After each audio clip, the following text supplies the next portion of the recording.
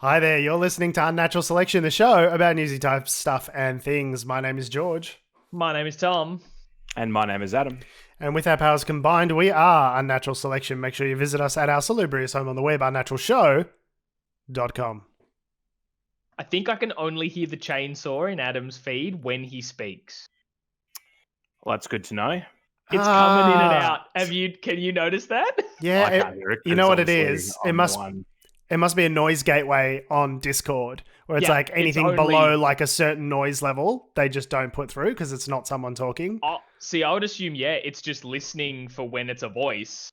So we're only hearing Adam's mic when he speaks. So as he speaks, you hear... like right about now, and you hear it in the background. No, look, I could try changing my pitch. It's in and out. I just thought I'd ruin the episode for everyone listening because they'll spend the rest of it trying to hear it. It's an angle grinder, I think. Actually, let's go. Okay. It's not chainsaw. I thought we were cutting to our Sorry. I thought we were cutting. Yeah. Sorry, go on. Fuck, I hate the internet. Sorry, George, I'm going through a tunnel. This is great radio. We're a news and comedy podcast, apparently. When we're not, just being a bunch of lads, just cutting each other off. A bunch of lads. Yeah, come on, we're being pretty podcasty laddie right now. Are we? Well, what's the old thing of like the collective noun for a group of white men is a podcast? That's what I've seen people have been making that joke online. I'm like, oh, that's so true, and I'm a white man who's on a podcast. But we were the white men that did it first, Tom. That's the important thing. First of all, is it important if you did it first if you're not known for it? We're the ones that invented the stereotype. We are the stereotype. It's because of us. It's based on me. Based on you and I. Well, more you guys than me. I've got a certain caramel quality, which does bring my reputation as a purely white man into some dispute. But he said in a very bogan accent. Yeah, you could I'm pretty fucking ethnic, mate. Okay, let me just crush some 4X and I'll be right with you, okay? Yeah. You could bail out and be like, I am not with them. I know nothing. I'd be like, whatever you wanted. Excuse me, no hablo inglés. Please help. Who are these guys? But yes, I do wonder why we aren't back, because we started doing it online with this weird internet situation that we are living in and experiencing right now because of the coronavirus. The restrictions have been eased a little bit more today. And George, I don't see why we can't just get up in your house again. Just get right up in your, in your bedroom. And legally we can. Nothing would make me more uncomfortable than having multiple sweaty dudes in a small enclosed room. Like hands all over mics, just like touching, just backslapping. Just because I lick your face every second episode doesn't mean that, it's just a little bit of sweat. Basically. It's the only way for us to delineate the odd episodes from the even numbered episodes. That's how I keep track. So news and comedy. And yes, but restrictions were eased a little bit today in Victoria. That's fun for anyone who's listening in Victoria. That's great news. So I can have more than 5 people at my wedding next week, which is somewhat of a relief. Yes, that's true. This is the last episode with George as a stunning bachelor.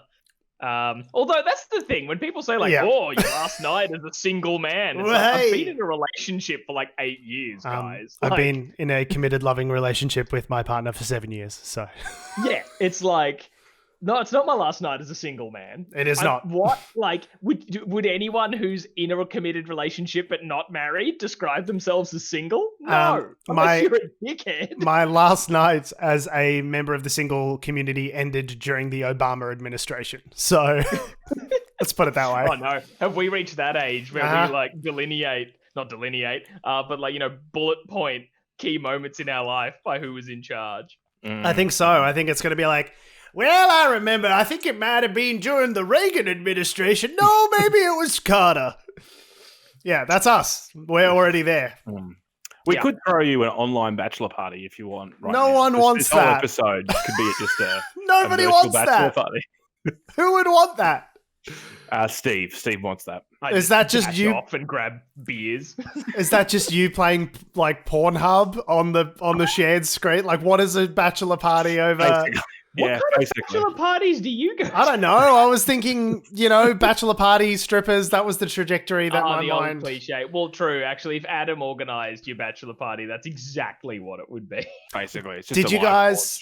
Because you guys did actually have something planned for me. May I inquire as to what the sort of... what the flavour of it was? Well, that's the thing. We were starting to plan it. It was kind of like, what do we want to do? This is what George has said he'd like to do. In March. We could look into this. We could look into this. Yeah. And then restrictions kicked in, and then you postponed the weddings. We were like, well, all right, we didn't get much further. But, we were thinking... And to be clear, when you said the things that you wanted to do, we decided to do exactly the opposite. Cool. Yeah. Oh, yeah, totally. No, did we? Have I forgotten? No. What'd you guys do? I want to know. Well, look, there was obviously the trip to Antarctica that was planned. Nice. Fly down there. But I did specifically say beach holiday, so that's hurtful. But go on. No, we were just thinking we'd think of something cool and fun to do, and then after we did that cool fun thing, we'd find somewhere that had copious amounts of whiskey and have a good time. Why are you cagey about the fun thing? Because go-karting. Okay. Yeah, we were like, what do we want to do? Go-karting, or we've done paintball a few times already, so that's hardly special.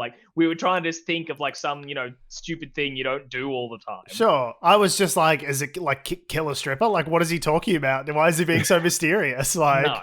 Yeah, Russian roulette with real guns. Nice. Yeah, Russian roulette.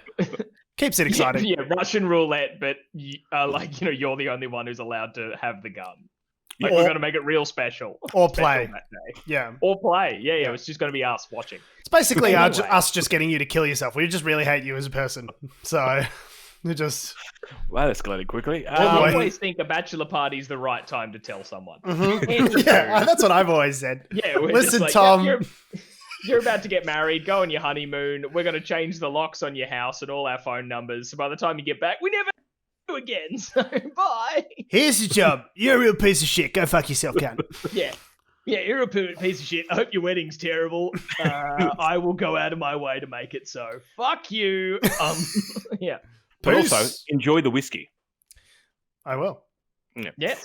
Anywho, so yes, George will be a married man when we next hear from him. Unless catastrophe strikes. No, don't even fucking tempt fate. Explodes. Why would you say that? That's an awful thing to say.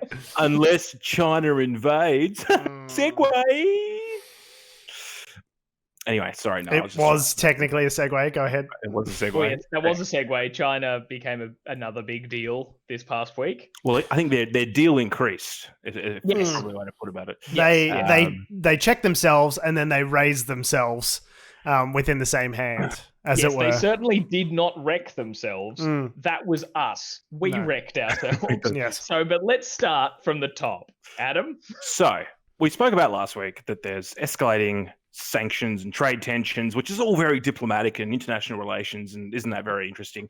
But it seemed a lot more academic last week, the destruction of entire industries. Now it does seem like we are in the midst of a trade war with China, which is not, for the shrewd economic management of the LNP, doesn't seem like the best way to go about it is to destroy the wine industry. Yeah, maybe not the best idea to be in disputes with a huge trade partner. We're also not only where a lot of our exports go, but also where a lot of our imports come from. Yeah, it's not great. China manufacture a lot of stuff. They do make lots of stuff. But they still manufacture a lot of stuff. We've put ourselves in the very unique and strong bargaining position of absolutely needing them more than they need us at every juncture. Yeah, old strategy, Cotton. Let's see how it plays out for him. And of course, we live in this fascinating new era where the internet is such a thing in our lives, where after you start a trade war, normally, like in the olden days, you then just have a war. But now, after you start a trade war, you then have to have a Twitter war as well. And you can thank Donald Trump for this. Yeah, it's a preferable solution to getting in there and killing all the natives. No, it's much better to hurt their feelings with insane memes. Yeah, which is effectively what's happened. Mean tweets is where it's at nowadays. 21st century conflict, drone war, and then a gully of mean tweets thereafter. When we look back on this time period, it'd be like, yes, the culture wars really accelerated in the late 2010s. It was pretty unreal. You guys should have seen it. The memes were great. The memes were fantastic, and they'll stand the test of time, as everything on the internet does. Never forgets. So China escalated, shall we say, the dispute this week. I actually called it on the previous last week's episode. I was like, turns out China's really mad about the wine, not so fussed about our war crimes, and I guess they must have heard us because China came in hot. Great idea. Let's put a pin in that. We'll put it on the board. Have a think about it. We're having a trade war. These are two mature nations staffed by adults. Surely they'll come to some compromise. And China said, "Hold my beer." we starting a trade war. Got a great meme for that.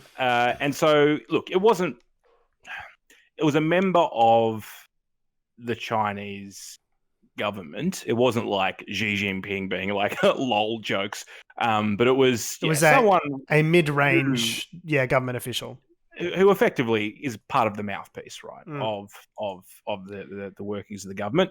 Shared an image of an Australian soldier holding a bloody knife to the throat of an Afghan child. With and to be clear, this is a manufactured image. This is like I guess a photo shoot that they've set up as a fun commentary on the Afghan sort of war crime situation thing, which we detailed some weeks ago. There were some allegations in that report of SAS soldiers slitting the throats of some Afghan teenagers. So like there was a direct allegation of them killing children. It just so happens that they took a photo of it while they were doing it. It's a real photo, guys. Don't forget, when you slit the child's throat, make sure you take a photo. So just tweeting this thing of like, just this image, being like, look at these monsters, like Australian monsters, blah, blah, blah, blah, blah. Essentially saying, you guys are shit. Look at, like, your war crimes are bad. And it's created a very interesting clusterfuck of who's, like, done something shitty here, because one of my first instincts was a bit like, ooh, China taking the moral high ground on allegations of human rights abuses. I don't think you want to go there, friend. I think the Uyghurs might have something to say about that. If we're talking about war crimes, maybe let's start with the ones that we can see from space. Yes. How about that, China? Let's talk about the internment camps and all this very fucked up shit. But then on the other hand, it's also like, fair. War crimes, that was bad. It was bad. We all agree it wasn't very good. Bad. So it's like, yep, call us out on that. But then also me saying, hey, China, you can't call out human rights abuses. You do human rights abuses. Makes me think about all the time we as Australians have called out human rights abuses in China. While also all the human rights abuses we as Australia do to refugees and all that sort of stuff. And it turned into this crazy clusterfuck in my head of like, has anyone got any moral high ground ever? And my brain melted. It was a crazy week, but it really pissed off old Scott Morrison. Scott Morrison wasn't happy. Scott was not happy. Most people in diplomatic circles were like, let's maybe just think about how we're going to deal with this. And it's like, that was inappropriate. Like, wow, the Chinese government sharing that image like that, that's not a great thing to do. We got to think about this. But ScoMo was like, no, get me a microphone. Every Australian flag you can stuff behind me, because this Can you play that clip, Tom? Have you got that in front of you? I don't have it loaded up in front of me. I think it's in that ABC article. I'll send it to you. I've got it. It's in that ABC article, the first one in the group. All right, it's the first video down. Just because it's like too much of an annoying pain in the ass for me to play videos and also stream it and capture. Do you want me to do it, or do you want to do it? Either of you can do it. That's fine.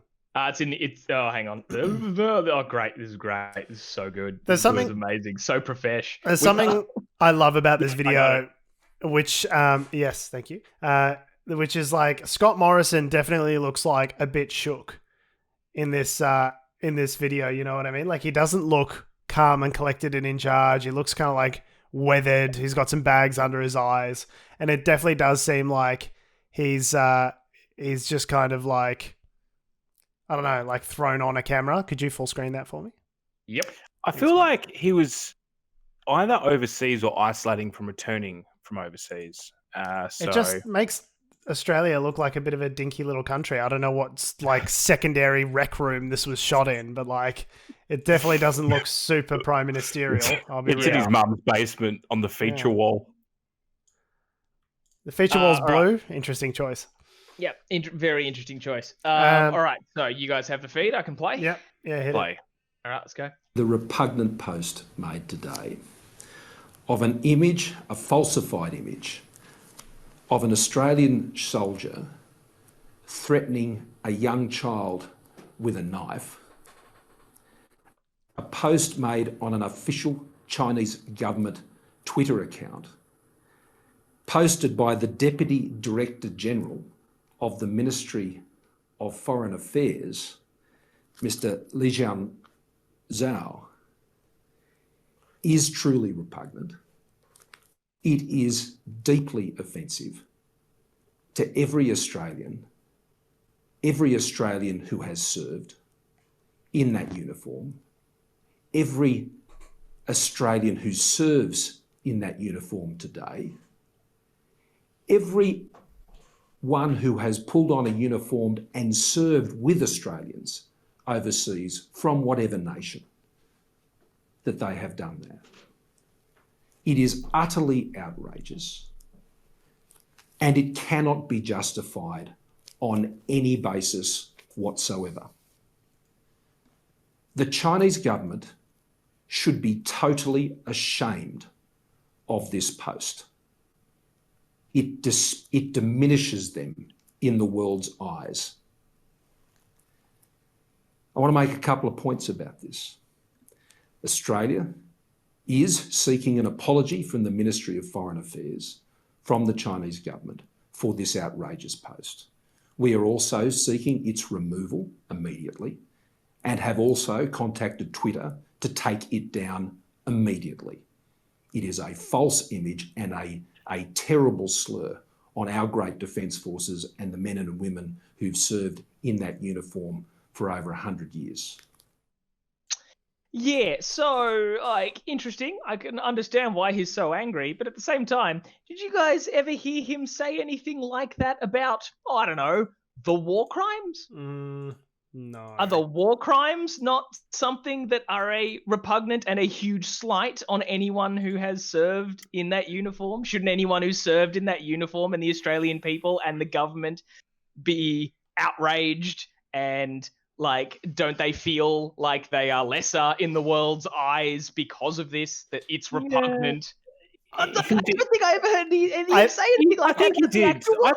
I think he did, but he probably didn't say it from memory. When I remember listening to when they were announcing it in a couple of press conferences, or actually before they announced it, he did say words to that effect, but he definitely wasn't as shall we say, visibly upset. He didn't come out swinging like he did here. They were more worried about the optics of offending the rest of the armed forces than they were about actually condemning the actions of these men. I think one notable difference between us and China, obviously, obviously we recognize that, what happened in Afghanistan was extremely regrettable, but also we live in a society where these things want to be rooted out. Like, we as a society look at that sort of behavior and see that footage of people getting killed, and we're like, that's appalling. These people need to be brought to justice.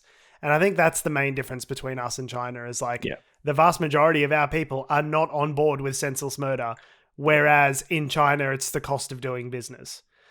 Well, it's not fair to really put them side by side. Like, when if we found out, right, that there was a concentration camp with 1 million people in there that were in there just because of their ethnicity, we'd be like, that's a problem. In Australia, you mean? If that was happening here, there'd be some angry tweets. There'd be some articles about it.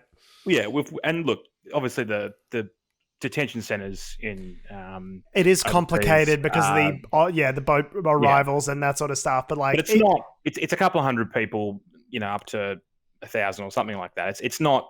It doesn't probably less than that now, actually, but it's not to the scale. Quantify and compare tragedy. No, I know, think about it like this. But hang on, but we're talking about in contrast to the Uyghur sort of concentration camps, essentially, that they've got built. And I wasn't joking when I said you can see them from space. The reason that they've been able to track these atrocities is because of things like, Google satellite imagery, Google Earth stuff, where they've essentially compared the size of these encampments over time. And, seen how they've been built up, and obviously China denied their existence completely initially, and then they're just like job training centers for people who have been forcibly removed from their homes and re-educated. Re-education, I believe is the term. And like it's funny because like that's like step one on the communist like dissident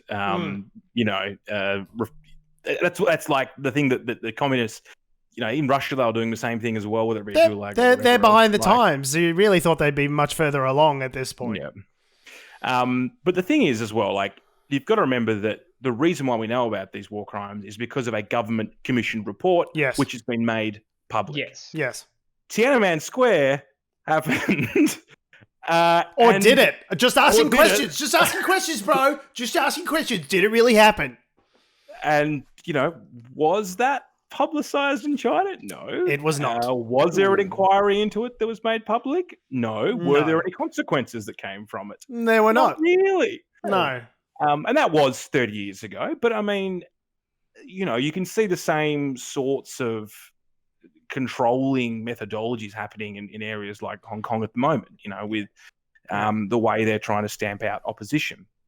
Perhaps not with tanks, but at least with savvy political maneuvers. Is Australia perfect? Absolutely not. But I think the admirable part about Western democracy is that we can recognize that and we can improve and we can become better. The whole ethos of communism is that it's all very much, like for it being an egalitarian system, is very hierarchical. It always ends up that way where it's like, you cannot question. We saw in Chernobyl, if anyone watched the Chernobyl series, like you cannot question the people that are above you. Like it ends up in catastrophe. Total loyalty to the party doesn't do you any favors because it doesn't create any transparency. And so we live in a system that hopefully the idea is, while it is imperfect, it is like continuously self-improving. And I feel like straight up communism is just the opposite of that. They don't have a leg to stand on to criticize us. Like, not to go which human rights abuse is worse, but like ours are much smaller. And we admit that they happen as well. I don't know. Yeah. Like, and hopefully over time they get better. And it's the moral equivalency to be like, oh, we have war crimes, they have war crimes. It's all the same. We're just as bad as each other. It's like, no, that's not what quite. I meant in terms of like that my brain exploded because it's sort of a thing of like, no, China, you don't have a leg to stand on to even like not use a picture meme and just tweet how bad was this. I'm like, hey, you don't have a leg to stand on here. But at the same time, I was kind of like, ScoMo's more pissed off about this than he is about outwardly than he is about the actual war crimes. I remember he might have given a statement I missed, but the only thing I remember was him just saying it's got like, hey, the report's going to be hard to hear. I'm like, nothing about how repugnant it is and how it diminishes like the reputation of our armed forces and that's bad. I wonder for a prime minister that is so focused on optics, like his nickname is Scotty from marketing, right? Because that was his background as sort of not a very good marketing. He did get fired from Tourism Australia, didn't he? Yes. He did, as I recall. But the point is, he's like someone who comes from that sort of public relations optics background, and so I feel like a lot of this term of government has really been a lot more about style over substance, and that's really they hired what's what I'm looking for, like personal presentation consultants, basically, at the last election. So that tells you all you need to know, really. He's got more people on his Facebook team than I have in my team at work. Like, not even joking. So there's a substantial portion of this government that is devoted to optics and messaging. And look, by all accounts, for all their failures in policy and actually doing stuff in government, they've done a lot of things really well in terms of their messaging. And convincing people. They won a unwinnable election for them last time round, or so they thought. Yeah. So it seems like, who is this message for? Is this message for the Chinese government to like bend a knee? Because that's not going to happen. Like, or is it more for a domestic political audience? What do you guys think? A bit of both, I think. I'd imagine the domestic audience, like, it's really like something like this is really going to rile up, I reckon, their base. So they have to show that they are standing strong against it. right? Yeah. And like, you know, the mental gymnastics be damned in that sense, right? But also, like, this is a thing that got me.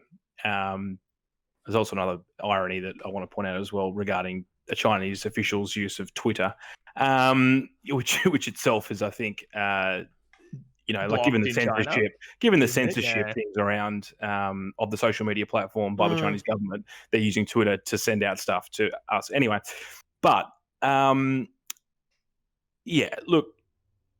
and it's the whole thing with like, what do you do with a bully, right? What do you do with a bully? Do you stick up for yourself? How do you solve a problem like a China? Yeah. I find like if no one had reacted to it, like would the base have even known about it? Well, this is a lot of the commentary about ScoMo's reaction has been about like by reacting to a mid-level official in a way that's so openly emotional, aren't you just showing that you're a bit shook? Like, doesn't that place you in a lower sort of in terms of like hierarchical positions? The prime minister of one country responding to some mid-level official on the other does kind of make him seem a bit small in comparison, and maybe kind of plays into what they wanted.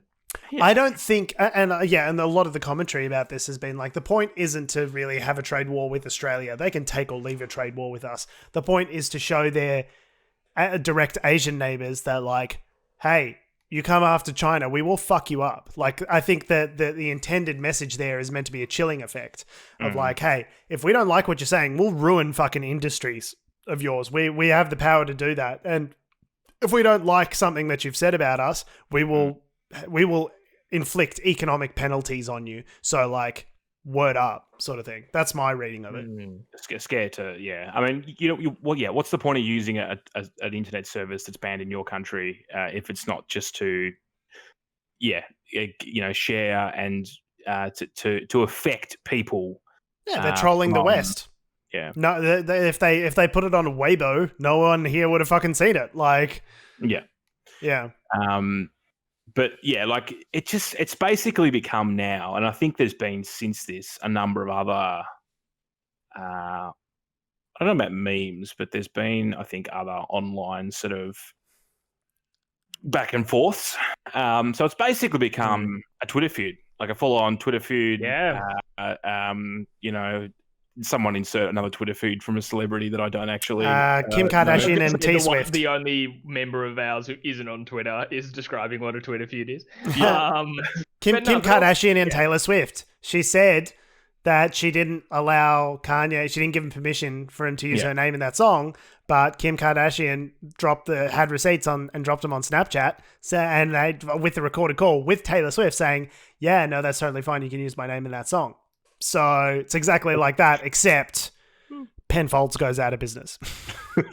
Is this just China's way of trying to get attention to the internet generation? China's got an album that's about to drop. Yeah, it's like Kanye. Whenever he's in the news, you're like, okay, he must have an EP or something. What's going on?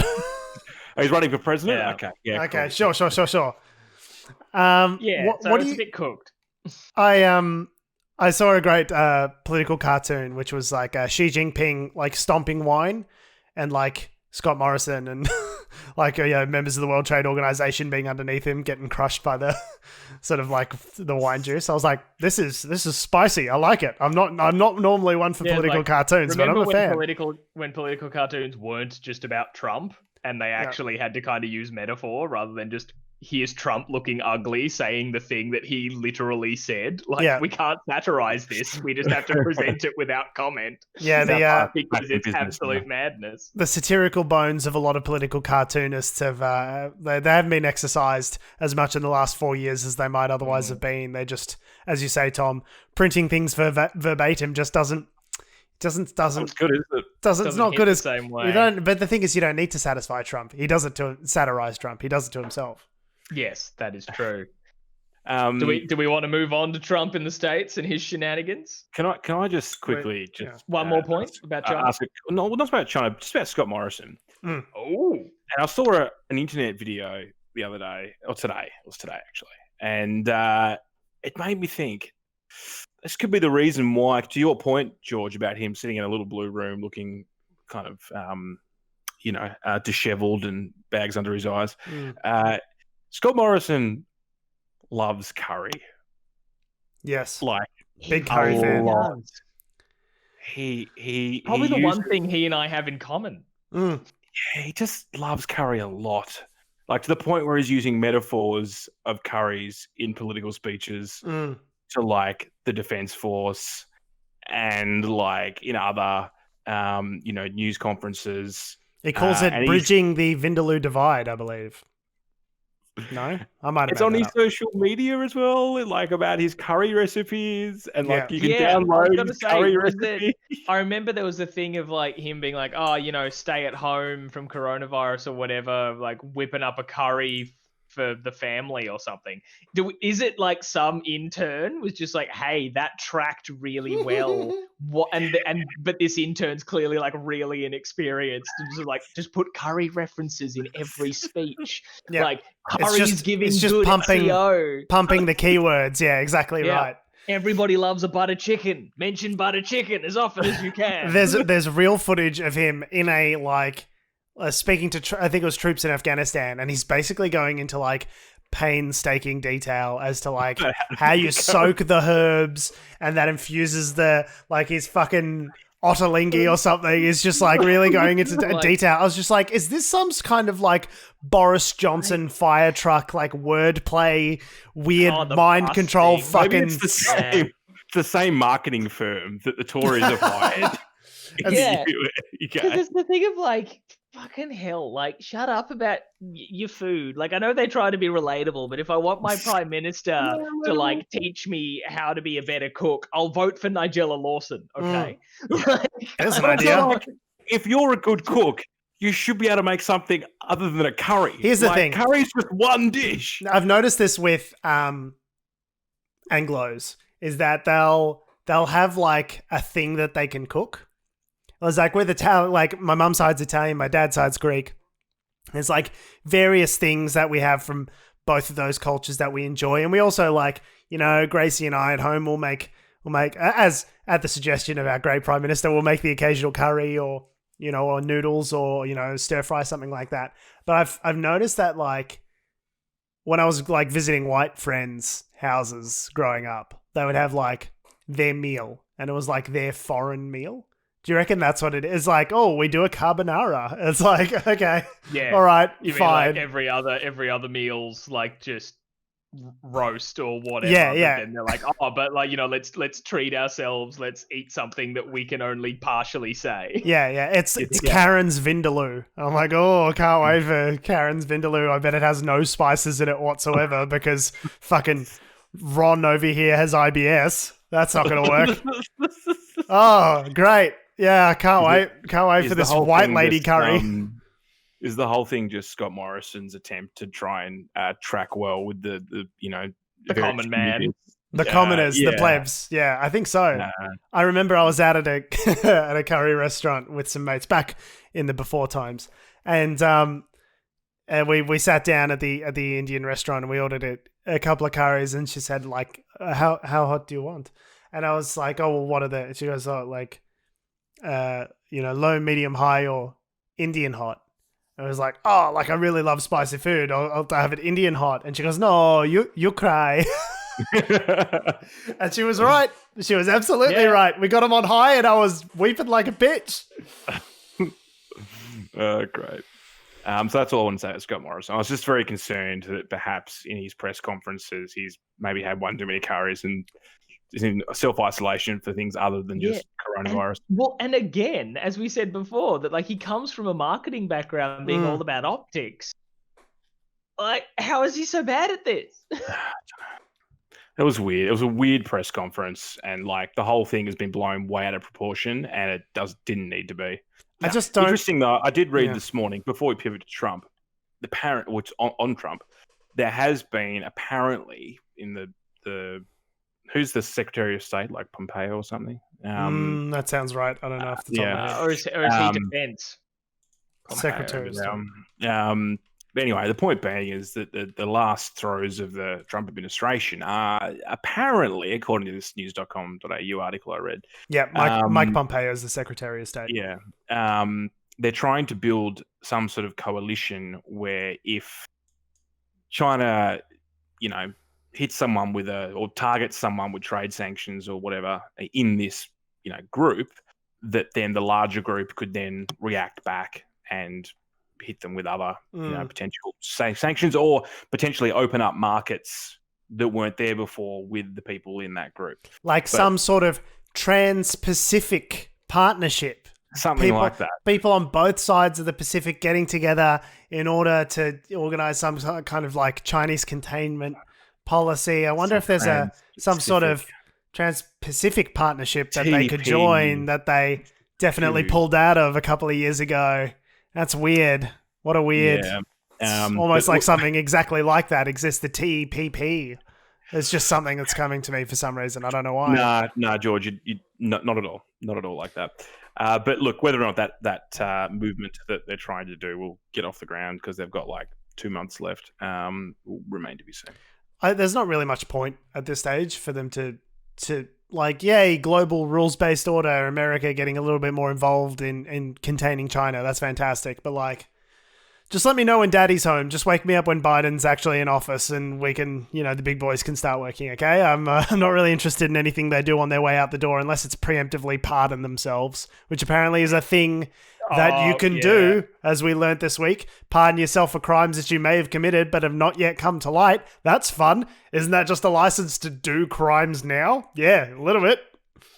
So yeah, what happened with... has he done it yet? I thought there was a thing of that, like that was like, he's considering preemptively pardoning his children. Yes. But has he done that? No, he hasn't done it, but they're like openly talking about it in the White House by all accounts. So you can't pardon yourself for crimes that are yet to occur, but if you know you're still going to be in office until whatever it is, 20th of January, when the next guy is inaugurated, it's basically just free reign to do all the crimes you want in between now and then. And pardon yourself. Apparently, the Trump campaign has been raising a lot of money under the auspices of like this election defense fund, which is meant to, put money into these campaigns to stop various voting, stop the voting irregularities and overturn the election in all these key states, which have been largely unsuccessful, but most notably have not cost anywhere near the amount of money that's been raised. And because it's like not an election fund, the restrictions on what you can do with that money are much looser. So it's basically just going to go straight into Trump's pocket. Like it's this whole electioneering, like where us fighting the election is basically just a way of Trump, like the final scam going out the door, essentially. Trying to pay his debts before he trying to get as much corrupt money out of the American system before they move on, and just pardon themselves on the way out the door. That's the kind of guy that you're dealing with. Oh, fun. Such a nice guy. What a great guy. Gonna miss him. It'd be nice if he died soon, wouldn't it? No. Tom, that's spicier than Karen's Vindaloo. I don't want someone to murder him. In all fairness, if he just keeled over and died, I wouldn't be sad. In all fairness, everything is spicier than Karen's Vindaloo because she thinks cumin is a chili, which it's not. It's just a spice, Karen. You're not really doing anything. It's just for flavor. Put that in my notes. This is good. Okay. Some cayenne pepper. You gotta zhuzh it up. The thing is, when he dies, like regardless of whether Trump runs in 2024 or if he dies before then, it doesn't matter because then it'll be Don Jr. and then it'll be Ivanka, and then like they've captured some sort of weird imagination of this like psychotic part of the American psyche that's just loves being wrong about stuff and just wants to make the libs cry. Like it won't solve anything. No. It's gonna feel good. It'll feel good. It'll be a good day. We'll pop a bottle. To quote that guy from Tiger King, it'll be a champagne and brie evening. 100%. When that happens. So apparently this article you shared today to us, George, he's apparently over the last week, he's posted or reposted around 145 messages on Twitter, lashing out at the results of the election. Yes. He's taking it great. Like what I was telling you guys about before the show, that like today, US time today, so within the last couple hours, he did his first like big public rally appearance since the election in Georgia, and said that he has, quote, never lost an election, despite the fact that he lost the election. In fact, the ABC News Alert phrased it as, he says he has never lost an election in his first political rally since losing the election. He's coming out swinging, and just any and every chance he has to spread that message of I didn't lose, he'll take it. I just don't understand the logic around like mail-in ballots don't count. Like, you don't understand the logic, Adam, because there is no logic. Yeah, it's your voters chose to do this thing, so we're going to attack that thing because we hate democracy because we are proto-fascists. That's the logic. Is we have like statistical reasoning to believe that the people who will vote against us voted by mail. The reasoning is come up with bullshit reasons to not count their votes. That we really don't want to lose. That's the rationale. We don't want to lose, and therefore we didn't. You gotta remember, these are the people. The Republicans are the side of politics that has been systematically suppressing votes of people of color for decades. Ever? At this point. Like, there has been a conservative, racist side of American politics stretching back to the country's inception that has basically, like, looking back at, after in the Jim Crow era, poll taxes and, intelligence tests and literacy tests and all these kinds of bullshit that the conservative side of politics, it was the Democrats back then, and then after the 60s it flipped. But where there's just been a racist contingent of shitbags that don't want black people to vote. And because it means they won't win. So it is not a big stretch of the imagination to say, okay, well, given that they've been trying to suppress the vote, which is essentially like getting legal votes to not count anyway in the first place, it's not like a massive leap of logic to be like, okay, well, we can also try and throw out legally cast ballots as well. There's not like some magical line in the sand, some moral line for these people where they just go, no, that's a bridge too far, sir. I do not agree with your opinion, but I will defend to the death your right to express it. Those people don't exist anymore. There are partisans and there are people who are self-interested. That's all that's left in terms of the Republican Party. Yeah, it seems the only point that they do draw that line in the sand is when they have well and truly lost, because you're now seeing people even like William Barr standing on the side of, no, I can't condone that he was cheated out of it. I can't. It's like, oh, okay, yeah, now you got a backbone. Dan, what's his name? Dan Pfeiffer from the Pod Save America crew said it best, because it said, if it came down, the only reason that they haven't stolen the election is because they lost by too wide of a margin. They lost by too wide of a margin in too many different states, where it made it impossible. If it was Florida, if it was 2000 again, and it was a couple hundred votes in one state, they would have stolen the election. It's only because it's been such an overwhelming victory in so many different states they can't fight it. They physically can't. There's nothing that they can do about it at this stage. But you better believe if it was one state and, a few hundred votes in either direction, it'd already be stolen by now. Of the 250 congressional Republicans, only 25 have gone on the record as admitting that Joe Biden's won the presidency. Still. Yeah. It's December 6th as of time of recording. So election month is well over. Still. Like the Electoral College are meeting in like a week or two, right? So many of these results have already been certified. They've done three recounts in Georgia. Like, they keep counting it. The average recount only yields a swing of like around 400 votes. Like, he's down by thousands. Trump is in Georgia. He's not going to win the election no matter how many times you count the votes. You lost. You want to recount? 1 for Biden? Yeah. 2 for Biden? Yeah. Let's recount them again. There's another killer Simpsons reference, Adam, that you don't get. Anywho. Over my head. If it makes you feel any better, I just stubbed my toe under the desk. Yep, that's what you get, Tom. That's what you get. Very good. So yeah, the train wreck continues. Yes, the train wreck continues. It's so mad. Like they keep, judges keep throwing out all their challenges because, of course, they do, because they are worse than baseless. Because they're all dog shit. I think they're like 0 for 33 at the moment. There's if you were going to try and take something to court and subvert democracy, you'd think you'd come prepared and doctor some evidence or something. Come up with a SWOT analysis. Let's just jot a couple of quick bullet points down. Something, guys.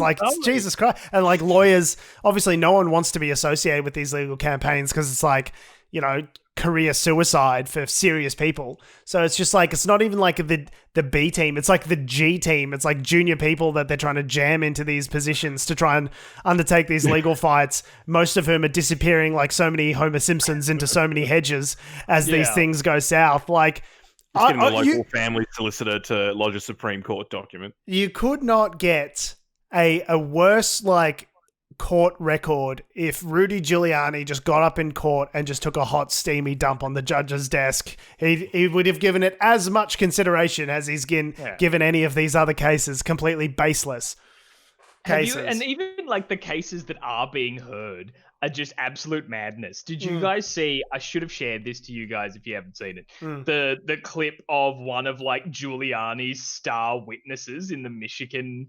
contestant. She's I can't remember her name, but she's a person who was contracted.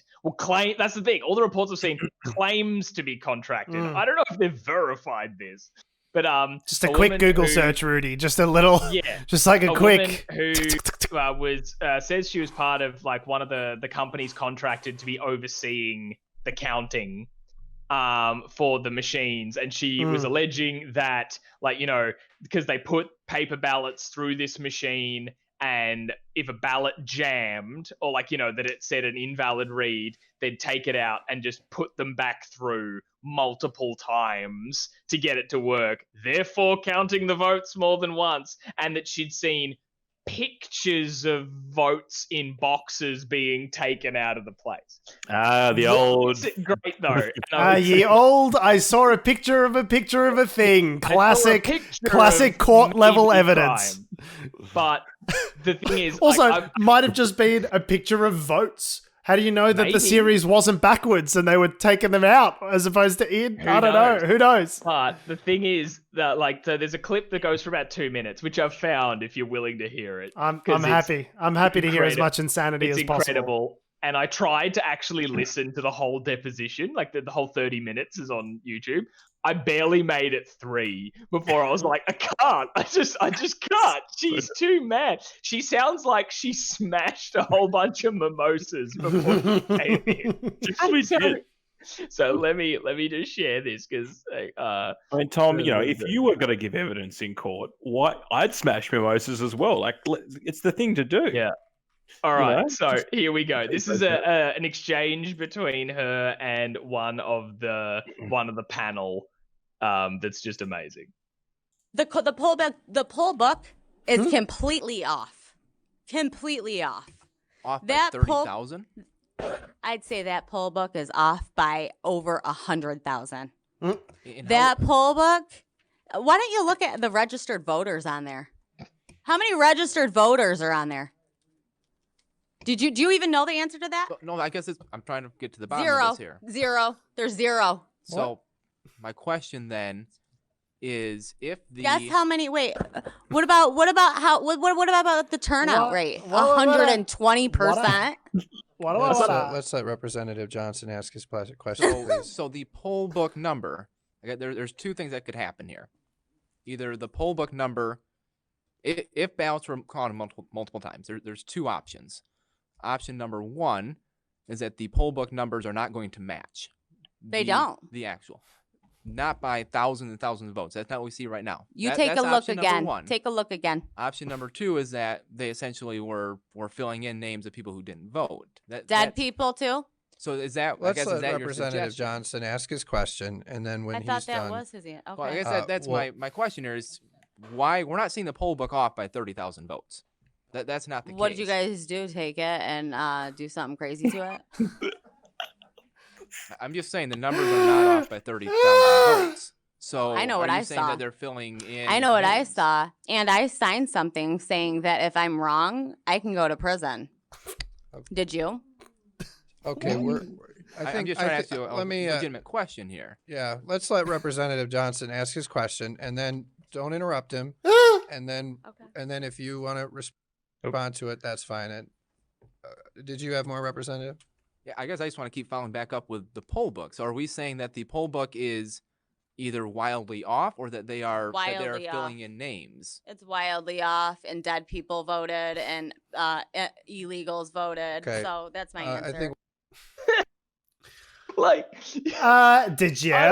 It's just like this form of like classic American exceptionalist aggressive stupidity that's like perfectly Change my mind, bro. Yeah, debate me, cunt. And it's like, I'm an elected representative. Can you fucking show some respect, mate? Yeah. And it's like, she just sounded pissed. She's so drunk. It's like, what dead people voted, did you? What did you do? Did you do something funky to that poll book? I bet you did, yeah? People have isolated like the end of that and are using it as like a mic drop gift of like, and I signed something that says if I'm wrong, I go to jail. Have you? Like, boom. But in like the actual clip, like at the start of the deposition, Giuliani's like, okay, and could you please, like, as you told me, tell them the thing. And it took her like 2 minutes to just essentially say, my name is blah, I worked for Dominion oversaw the votes. Because she just kept going back over it, kind of being like, and then Dominion. And I was like, have you like had breakfast wines before you came in? Yeah. Was there a bottomless brunch around the corner? And Giuliani was like, witness. And just like first drunk person to go like, Did you see Giuliani just in this just reaching for her like he was reaching for his fucking reputation. He's trying to claw back. Please, like, I know I'm Rudy Giuliani and I'm a crazy person, but please stop interrupting the representative. Please stop. Please, I'm America's man. 9/11, please. Yeah, please, God. I just don't. I don't know, I think, so funny. Honestly, Democrats, you are sharing your country with a bunch of crazy people. You are sharing your country with a bunch of virulently stupid, aggressive, deplorables who they're just terrible and they'll never be good and you should have let them secede. I don't know what else to tell you. Like, so much of America is fantastic. I love America and I love what it can be. I love the promise that it holds. And we need them, especially with China being real dicks over here right now. We need them to take their place as part of the global world order. But you are living in a country that is like 40% people who are fucking nuts. And you need to deal with that somehow. I don't know, start sending out free LinkedIn learning memberships to people. Like really just boost the education. Some Khan Academy, something. There's got to be... I don't know how you overcome this problem. Great idea. You get all the people that you think are stupid and silly, and you put them in these camps. No. Sorry, wrong country. And we get them to learn and concentrate. We'll call them concentration camps. No, I see where we've gone wrong. So we've got. No, I see. Oh, we're Nazis again. Yeah, But look, that's a good point. Like, how do you get consensus in a system which encourages individualistic voices, right? It's forming consensus. It's the rub of democracy. The whole idea, like Joe Biden's like, I was friends with racists back in the day. I know how to make consensus. You just play ball with them, Jimmy. It's like none of that is how any of this works anymore. Like forming consensus is predicated. It presupposes the idea that you are operating with another party in good faith. That there are people on the other side of the aisle who ideologically disagree with you, but they are good, like acting in good faith and they want to find a solution. The Republican Party don't want that. They don't want that. They just want to make libs cry. So like liberals are like, hey, we should wear masks and maybe stop this rampant coronavirus. And they're like, fuck you, Jimmy. I'm going to put fur rims on a gold jet ski. Go fuck yourself. It's like, oh, could we talk about maybe a relief or stimulus package? And they're like, is that something you want? And they're like, yeah, fuck you, Jim. Like that's the attitude of the Republican Party. It's Mitch Bradley McConnell's whole Cooper's thing, character in Wedding Crashers. Like, is just like a total dickhead. Yeah, well, that's Mitch McConnell's whole thing, right? Yeah. It's like, send the bill to me, I'll kill it.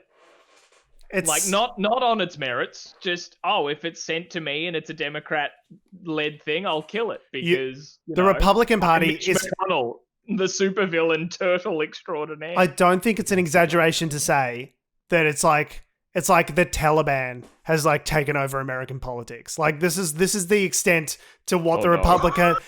Jordan Klepper had a great... Like, here's the bow. Here's it being drawn. They are still going. Wait, they are ideological extremists. They do not represent the bulk of American society. If you look at on the issues, when polled on the issues, most Americans are fans of marijuana legalization, a stimulus package, reasonable gun control, woman's right to choose. These are things that have majority support in American society. That is not the position of the Republican Party on any of those things. So if you have a right-wing fundamentalist, religious, ethnic, like, sort of group over here on the far right that's dictating policy for everyone else, including the centrists, like, what else do you call that except a theocracy, essentially? Like, I don't know. Yeah. It's Jordan Klepper called them Yol-Qaeda. Yol-Qaeda. That's a good game. And I have to say, like, I don't know that I fundamentally disagree with that. Like, it's a compelling case. I don't think they're obviously as extreme as Al-Qaeda, but it's a matter of degree rather than distinction. That's fair. It's a long way to draw, but I'll give you it. There are similarities. Parallels you can see. All right. Well, do we want to end on the amusing we do. story of the week? Yes, we do. Let us finish on a story about finishing. Speaking of the far right autocracy, Hungary. Hungary is a country, and they have country we don't talk about much. No, we don't talk about Hungary very much. Yeah. G'day, Hungary. I'm George. Hey. They are actually their ruling party is a right wing party, and that right wing party is against gay marriage and that kind of thing. Now, as well as LGBT rights, according to this. Article. All the good stuff. They've enacted a range of legislation over the last decade, which is sort of trying to rewrite the constitution to actually define marriage as a heterosexual institution. Oh, so pulling a John Howard. Exactly. But it's the Constitution, so it's kind of like hard to switch it back, once you do it. Now, a member of this government, Joseph Shazer, and I can't actually. There's hyphens and stuff, so I'll probably pronounce that wrong. But we'll just say spelled not hyphens, but dig up, stupid. Spelt FSZA with a thing on top of it. JER. Those things have names. Zaja Gabor. Let's just call him Zaja. Let's just call him Old Jojo. Well, no, we'll just call him Joseph. There we go. Joseph. So Joseph, obviously in Hungary as well, they're affected by the pandemic. Is it racist to make fun of Hungary names? No. We're safe on Hungary, right? Yeah. It's maybe, not in good taste. I can still do a French accent though, right? That's fine. You can still do French accents. You can bag the Irish is fine. Yep. Chinese not so fine. Not so fine. Not good enough. We got into a little bit of hot water when I was telling my Indian story before. Yes. In retrospect. Yeah, we're pushing the boundaries. But yeah, of good taste. Hungary is currently got similar restrictions across Europe. There, you can't have mass gatherings of people and that kind of thing. But there was an alert raised, and the police in one of these cities in Hungary were called out to a large party. And when they went into that party, it wasn't just a party, gentlemen. It was a orgy where there were a lot of people hanging out and breaking the rules. It's a party. It's a sex party. Sex party. But it's been labelled as a gay orgy. As to the actual demographic breakdown of who was in that party. The gayness level. How gay of an orgy was it? I don't know, but like the point being is that it's been labelled as a gay orgy. Anyway, I feel like you need at least 51%. No, because that doesn't work because it has to be half and half anyway. So, but it wouldn't be a breakdown specifically of like the percentage of people who are one gender or another. It's who's having sex with who. That's right. How much of the sex is gay sex? Yeah. I mean, like, technically, because you could have a lesbian room, you could have a homosexual room. And that's a completely gay orgy, even though the gender breakdown is completely 50-50. Do you understand how orgies work? Like, is that how orgies work? I don't know. Well, no, but it's like... You could have adjacent orgies. My mum listens to this. It doesn't matter about the percentage breakdown. If you've got, like, 50 men all having sex in one corner and just 2 women having sex with each other in the other corner, it's still... So... I can't believe that this is an important distinction. But it's not an important distinction anyway. Because if you've got 10 people in a room and 8 of them are men and they're all having sex with each other and you've got one straight couple, like I wouldn't just call it's not a heterosexual orgy. At some point that's become a gay orgy featuring this straight couple. So I'd say like probably like a 2/3, like a majoritarian rule. If most of the sex that is happening is gay sex, then I think it's fair to call it a gay orgy. I'm so happy we got through this. I'm so happy we got through this. Now we have an accurate picture of what the Hungarian authorities walked into. So it's been described as a gay orgy. I'm just imagining the smells, just the bratwurst. No. I don't know. What are they eating in Hungary? No, we're going to keep moving on. Anyway, so the point being is, obviously, this is happening. It's not okay. Turns out, like, if you are having sex with someone, it's a pretty good way to transmit COVID-19 to them. Social distancing is tough at an orgy. Unless you've got, like, a 1.5 metre long penis or you've got glory holes, as per the Canadian health advice. Well, yeah, like the 1.5 metre penis still isn't social distancing. I mean, because you've got to measure from the tip is still you, right? Well, I mean, that's an excellent question. Depends how clean your penis is, I guess. But I don't know how it works. Do not use an alcohol-based sanitizer down there. That will not be good. Trust me.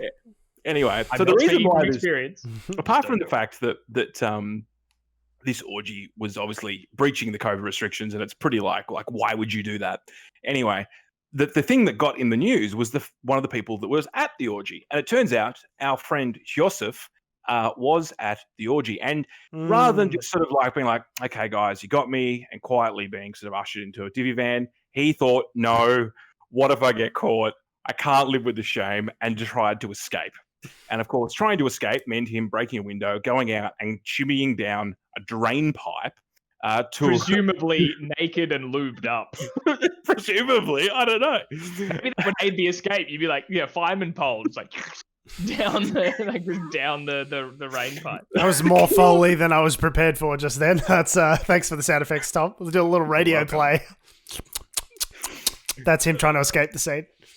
Anyway, and then of course he gets down the drain pipe and turns around with bloodied hands because he's cut them up, trying to escape. Okay, so not lubed up then. Not lubed up, bloodied hands. I feel like he could have just, as Tom said, just like made a very speedy escape, just slipped down the pole. No, well, with his own blood. Anyway, and of course he gets down to the bottom of the street level, and there's 2 cops there, and they arrest him. So he made a very quick exit to the party, made a very abrupt speech saying, I'm quitting, and that was it. Just as about the same time. Sorry, I thought you were still talking about the sex party. But you're talking about the political party. Gotcha. No, so he obviously got out of jail or whatever they do, was on bail, whatever. I don't know. Maybe he wasn't charged. I don't know. Anyway, then made a speech and a very quick exit about the same time as these allegations came out. That he was participating, one, breaching coronavirus restrictions, and then secondly, a member of the far right anti, LGBT. The anti-gay party was at a gay orgy. How would you feel if you're a gay person at this orgy and you see someone, like, I don't know what the Australian equivalent, you see Bob Catter or something like that walk in? I mean, do you have an ethical responsibility? It's like, who are the people at this party that are just like, yeah, that huge homophobe is over there. I'm going to go and, give him a good seeing to. He looks cute in his big hat. Well, that's like, the thing, yeah. Would you rather be like, hey, you don't belong here, get the fuck out. You have been publicly campaigning against our rights for decades and decades. You're a monster and I hate you. Or do you want to be, I'm going to fuck the shit out of Bob because then I can A, say I've done it, and B, ruin him. But I think you've got to imagine that the political context is a little bit different over there. I think it might be that this, I mean, I don't know for sure, but I imagine it might be that it's all sort of done in secret and it's all sort of hush-hush and that it's not really... everyone would understand at that gay orgy that there would be like a don't ask, don't tell cone of silence situation. Yeah, cone of silence is what. Yeah, that's what I'm going for. Yeah. I don't know. I feel like if it's someone who makes a living out of campaigning against your human rights and then like gleefully participates in the gangbang, I feel like I'd have an ethical obligation to be like, hey, this is what's going on. Yeah, it's not cool, bro. Not cool. But anyway, so if you're ever caught in an orgy, go on. Don't try and shimmy out down a drain pipe. It's a bad idea. Don't shimmy rain pipe orgy. The weirdest part about this was that it wasn't the first orgy story that I read this week. Somewhere in New Orleans, I feel like your filter bubble is very different to mine, Adam. I was reading the really expansive New York Times article about the final days of the Trump presidency, and Adam had multiple orgy stories in his feed. So if that tells you anything, ladies and gentlemen, look, I don't know. The algorithm at work. I know whose metadata I'd rather have. I'll be honest. Yeah, apparently there was one in New Orleans and everyone got infected from it because, like, obviously that's going to happen. I love that, no social distancing in an enclosed space where everyone's sharing fluids and people got the pandemic disease. What? I'm so like I haven't hugged my parents in like 9 months. I'm so careful. We wear masks whenever we're elsewhere. Like, I don't know. I just can't imagine, even if I was like an orgy aficionado, I don't know what the term is, an orgy connoisseur, a swinger, a cockaseur. I don't know that like the first priority right now would be going to an orgy. Who are these people that are like, yeah, I know there's what with the pandemic and on, but daddy needs his dick. Like, who are these people? Like, surely now is not the time. I think swingers parties operate, from my very limited understanding. My understanding is that they're pretty sort of hush-hush anyway.